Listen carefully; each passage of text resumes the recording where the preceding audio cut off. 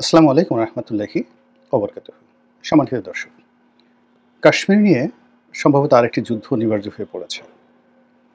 এই যুদ্ধ পাকিস্তানের সঙ্গে ভারতের প্রাথমিকভাবে শুরু হতে পারে, আর সেটা যদি পরিপূর্ণ যুদ্ধ নাও হয়, মিনিমাম যদি সার্জিক্যাল স্ট্রাইক হয়, সেই সার্জিক্যাল স্ট্রাইকের যে পরিণতি, এটি আফগানিস্তানে ছড়িয়ে পড়বে, এটি ভারতবর্ষের মাটিতে ছড়িয়ে পড়বে এবং বাংলাদেশেও তার আঁচ লাগবে। এই যে ঘটনাটি হঠাৎ করে শুরু হলো, সেটি হলো পাকিস্তান, যেটাকে বলা হয় পৃথিবীর ভূস্বর্গ। ইউরোপের যে সুইজারল্যান্ড সারা দুনিয়ার ভূস্বর্গ, এমনি এশিয়ার ভূস্বর্গ হোক বা যাই বলেন না কেন, অপরূপ প্রাকৃতিক সৌন্দর্যের যে লীলাভূমি, সেই লীলাভূমি ভারত অধ্যুষিত যে জম্মু কাশ্মীর, সেই এলাকাকে কেন্দ্র করে এই ভারত রাষ্ট্র সৃষ্টি হওয়ার পর থেকে ভারতের কেন্দ্রীয় সরকার যে অপতৎপরতা চালাচ্ছে এবং সেখানকার যারা অধিবাসী, তাদের মনে ভারত সরকারের বিরুদ্ধে যে বিক্ষোভ এবং বিদ্রোহ, এবং সেই বিক্ষোভ বিদ্রোহকে পুঁজি করে সেই আজাদ কাশ্মীর বলে পরিচিত পাকিস্তান অধ্যুষিত কাশ্মীর যে রয়েছে, এর সঙ্গে জম্মু কাশ্মীর একত্র হওয়ার জন্য, অর্থাৎ পাকিস্তানের অধিকৃত বা পাকিস্তান যে অংশটি রয়েছে, যেটিকে আজাদ কাশ্মীর বলা হয় অর্থাৎ মুক্ত কাশ্মীর, এবং জম্মু কাশ্মীর যে এলাকাটি রয়েছে, সেই এলাকার মুসলমানরা পাকিস্তানের সঙ্গে আসতে চাচ্ছে প্রথম দিন থেকেই। এখন বিনিময়ে তাদেরকে স্বায়ত্তশাসন, আলাদা স্টেট থেকে শুরু করে আরও অনেক সুযোগ সুবিধা নেহরু দিয়েছেন, কিন্তু তারপরেও সেখানকার সমস্যা সমাধান হয়নি। বরং নরেন্দ্র মোদীর জমানাতে উগ্র হিন্দুত্ববাদীরা সেই পুরো পাকিস্তানে প্যালেস্টাইনের মতো ঘটনা ঘটানোর জন্য বা গাজার মতো সেখানে একেবারে পোড়ামাটি নীতি অনুসরণ করার জন্য তারা সরকারকে প্রতিটি মুহূর্তে প্রণোদনা দিচ্ছে। এরই ধারাবাহিকতায় কাশ্মীর সবসময়ই একটা উত্তপ্ত। সেখানে যারা বসবাস করেন অভিজাত মুসলিম সম্প্রদায়, এবং কাশ্মীরের জনগণের ৯৮% হলো মুসলিম জাতিগোষ্ঠীর বা মুসলিম ধর্মের অনুসারী। ভারতের মোট জনসংখ্যা অন অ্যাভারেজে 15% to 16% মুসলিম সম্প্রদায়। তো 15% কিন্তু অনেক। ১৩০ কোটি যদি মুসলমান হন, তার 15% কত হয়? 13%। 13%-এর অর্ধেক ৭, অর্থাৎ প্রায় ২১ কোটি থেকে ২৫ কোটির মতো মুসলমান রয়েছে সমগ্র ভারতবর্ষে। বাংলাদেশের চেয়ে অনেক অনেক বেশি, এমনকি পাকিস্তানের চেয়ে বেশি। এখন সেই মুসলিম জাতিগোষ্ঠী বিভিন্ন জায়গাতে তারা সংখ্যাগরিষ্ঠ, কোথাও সংখ্যালঘিষ্ঠ। যেমন আপনি পশ্চিমবঙ্গের যে সমস্ত এলাকায় মুসলমানরা বেশি, সেখানে কিন্তু হিন্দুরা ঢুকতেও পারে না।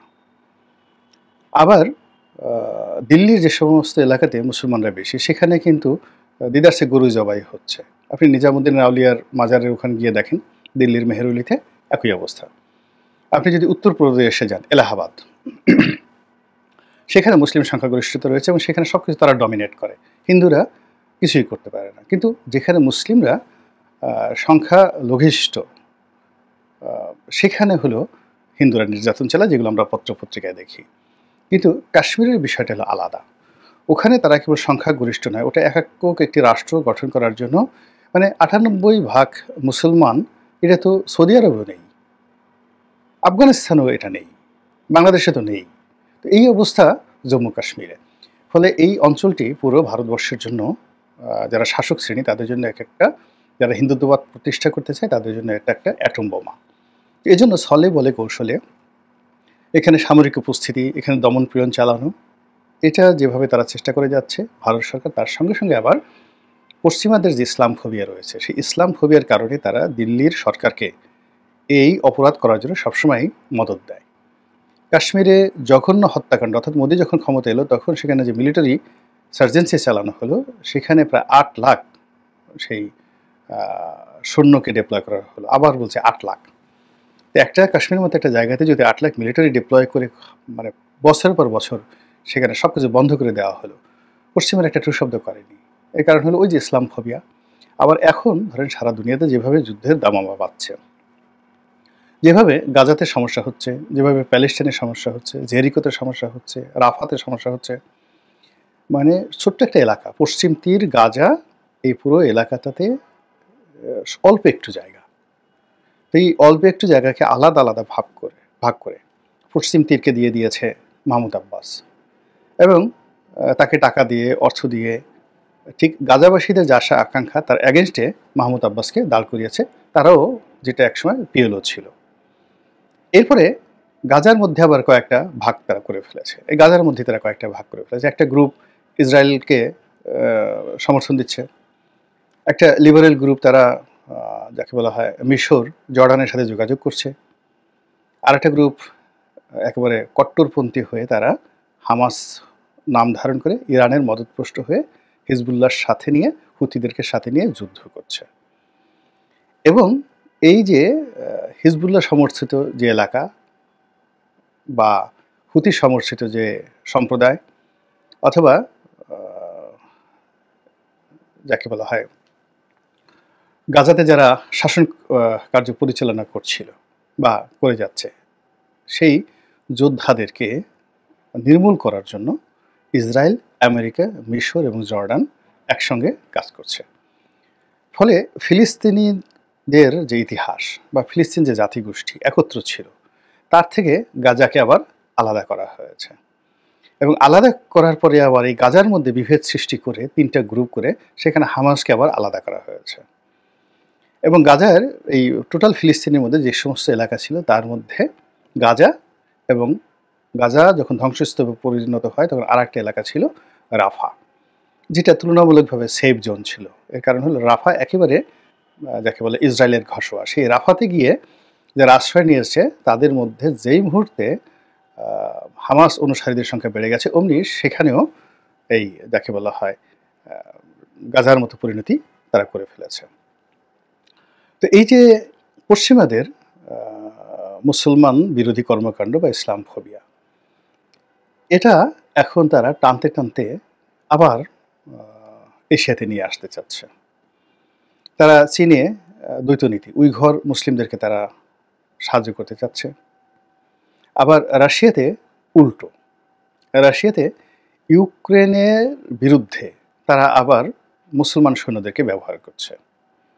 অর্থাৎ এখানে কসোভো থেকে লোক আনছে, তারপরে চেচেনিয়া থেকে যোদ্ধাদেরকে তারা ভাড়া করে আনছে, এমনকি বাংলাদেশ থেকেও অনেকদেরকে টোপ ফেলে তারা ইউরোপ নেওয়ার নাম করে হাজার হাজার তরুণদেরকে এই ইউক্রেন যুদ্ধে ব্যবহার করছে তারা।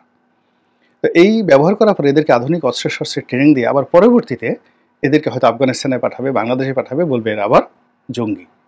তো এই হলো পশ্চিমা নাটক। তো সেই যে পশ্চিমা নাটক, সেই নাটকের যে প্রেক্ষাপট এখন বাংলাদেশে তৈরি হয়ে গেছে। বাংলাদেশের দুটো সীমান্তে অর্থাৎ সৈয়দপুর, শিলিগুড়ি এই এলাকাতে উত্তরবঙ্গে ভারতের সঙ্গে উত্তেজনা, সিলেট সীমান্তে উত্তেজনা, আর মায়ানমার সীমান্তে যা হচ্ছে এটা তো রীতিমতো যুদ্ধাবস্থা। এবং এখানে ভারত, চীন, মায়ানমার এবং আমেরিকা সরাসরি এখানে খেলছে।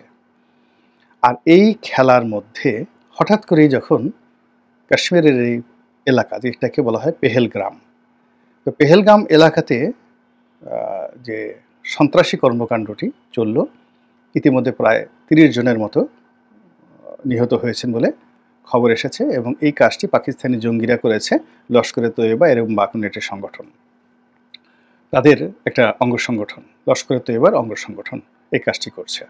এবং লস্করে তৈয়বার অঙ্গ সংগঠনের কর্মকাণ্ড বাংলাদেশে আছে বলে পশ্চিমা গণমাধ্যমে কিন্তু বহুবার প্রচার করা হয়েছে। অর্থাৎ আনসারুল্লাহ বাংলা টিম থেকে শুরু করে হরকাতুল জিহাদ, হুজি, এরকম অনেক প্রতিষ্ঠানগুলোর সাথে পাকিস্তানের অনেক জঙ্গি গোষ্ঠীর সম্পর্ক রয়েছে।